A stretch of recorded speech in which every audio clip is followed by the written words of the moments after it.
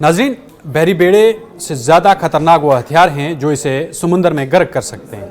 امریکی دھمکیوں پر رہبر انقلاب اسلامی کا رد عمل سامنے آیا ہے۔ ناظرین، امریکہ اس جنگ میں ڈوب سکتا ہے، یعنی امریکہ کو یہ جنگ بہت بھاری پڑ سکتی ہے اور امریکہ کی ہار جو ہے وہ اسرائیل کے لیے بہت بڑی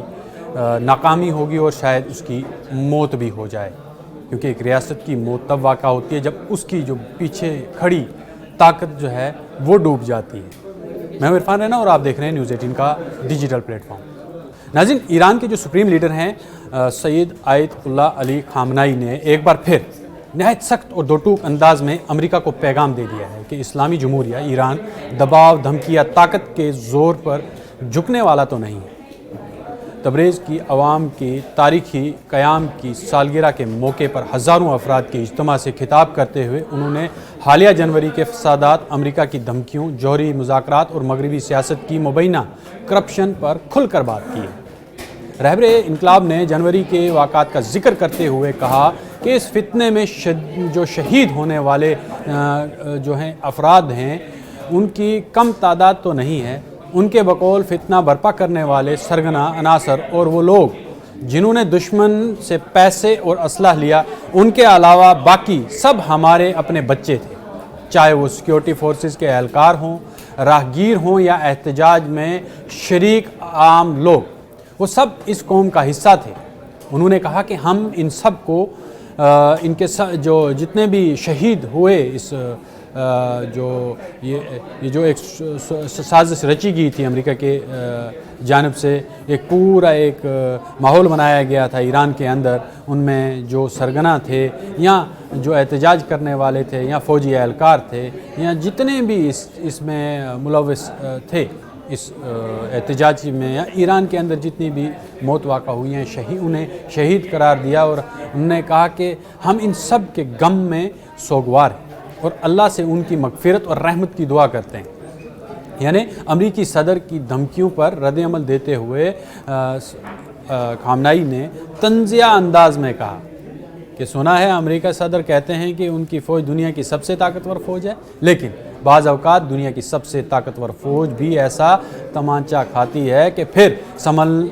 سنبھلنے کا نام نہیں لے پاتی، یعنی وہ سنبھل ہی نہیں پاتی ہے۔ پھر انہوں نے امریکہ کے بحری بیڑے کی تعیناتی کا ذکر کرتے ہوئے کہا کہ بیڑے یقیناً ایک خطرناک ہتھیار ہو سکتے ہیں، لیکن اس سے زیادہ خطرناک وہ ہتھیار ہے جو اسے سمندر کی تہہ میں غرق کر سکتا ہے۔ یہ اشارہ ایران کی میزائل اور بحری صلاحیتوں کی طرف تھا، جنہیں تہران اپنی دفاعی حکمت عملی کا بنیادی ستون قرار دیتا ہے۔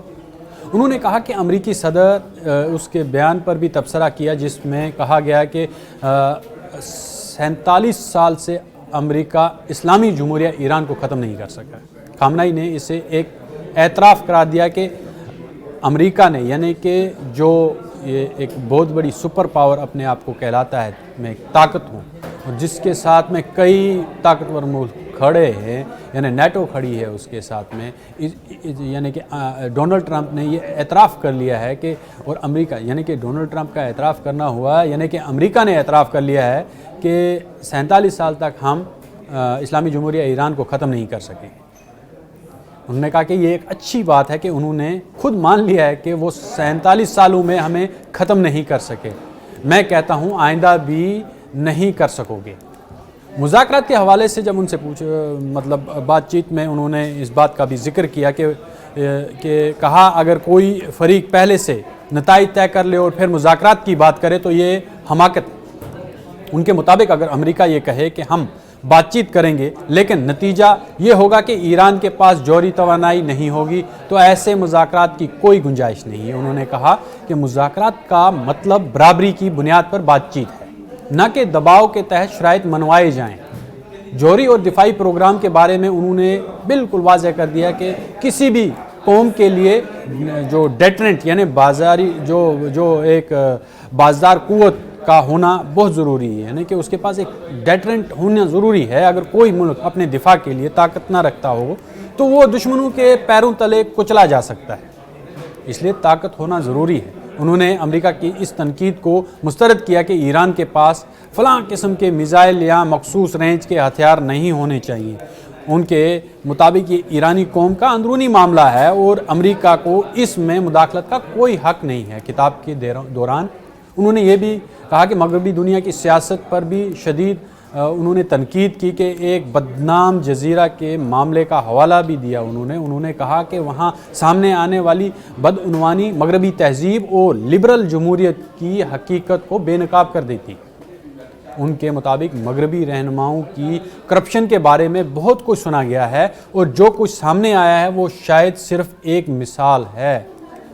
مزید انکشاف بھی ہو سکتے ہیں، یعنی کہ ابھی بہت انکشاف ہونا باقی ہے۔ جنگ کی دھمکیوں پر انہوں نے کہا کہ امریکہ اچھی طرح جانتا ہے کہ وہ ایران کے خلاف بڑی جنگ کا متحمل نہیں ہو سکتا، کیونکہ اس کی اپنی سیاسی، اقتصادی اور بین الاقوامی ساکھ پہلے ہی دباؤ میں ہے۔ ان کے مطابق ایران دباؤ کے سامنے جھکنے کے بجائے اپنے اصولوں پر قائم رہے گا۔ یہ جو بیان ہے یہ ایسے وقت میں سامنے آیا ہے جب ایران اور امریکہ کے درمیان بالواسطہ مذاکرات بھی جاری ہیں اور خطے میں کشیدگی برقرار ہے۔ ایک طرف سفارتی رابطے ہو رہے ہیں تو دوسری طرف بیانات، ان میں سختی آ رہی ہے۔ ایران کا موقف واضح ہے کہ وہ دفاعی اور جوہری حقوق پر سمجھوتہ نہیں کرے گا، جبکہ امریکہ جوہری پروگرام کو محدود کرنے پر زور دے رہا ہے اور اسرائیل اسے کہہ رہا ہے کہ نہیں، اس میں اسرائیل یہ جو ایران کے جو میزائل پروگرام ہے اس کو بھی شامل کیا جائے اور اس پر بھی روک لگائی جائے۔ اب مشرق وسطیٰ کی سیاست میں ایک کشمکش صرف دو ممالک کا معاملہ نہیں بلکہ اس کے اثرات پورے خطے اور عالمی طاقتوں تک پھیلے۔ آنے والے دنوں میں یہ دیکھنا اہم ہوگا کہ آیا سخت بیانات کے باوجود سفارتکاری کوئی راستہ نکال پاتی ہے یا کشیدگی جو اس خطے میں ہے وہ مزید بڑھے گی، کیونکہ لگاتار جس طرح سے امریکہ ایران کو دھمکیاں دے کر، دھونس دباؤ دے کر اس مسودے پر، اس ایم او یو پہ مان کے چلیں، اس پہ سائن کروانا چاہتا ہے کہ اور اس کی جو جوہری جو طاقت ہے اس کو محدود کرنا چاہتا ہے اور جو اس کے میزائل پروگرام ہے ایران وہ روکنا چاہتا ہے۔ یہ سارا کا سارا جو کھیل ہے یہ لگاتار ابھی جاری ہے۔ ایک طرف سے امریکہ بات چیت کر رہا ہے، دوسری طرف سے وہ لگاتار ایران پر دباؤ ڈالنے کی کوشش کر رہا ہے اب، اور اس میں بھی کئی بڑی اپڈیٹس ہیں جو ہم آپ کے ساتھ دوسرے ایکسپلینر میں شامل کریں گے، کیونکہ حالات جو ہے لگاتار بدستور جو ہے وہ کشیدہ ہیں اور اس میں جیو پولیٹکس میں ایسی چیزیں ہوتی ہیں کہ ہر آنے والے کچھ گھنٹوں میں یہ ساری تبدیلیاں ہو جاتی ہیں، سب چیزیں بدل جاتی ہیں، اور اگر اندرونی اندر کھاتے جو بات تو نہیں آئی ہے ابھی، لیکن اندر کھاتے اگر کچھ فیصلے نہیں ہو پائے ہیں یا آمادہ نہیں ہو پایا ہے ایران، تو کیا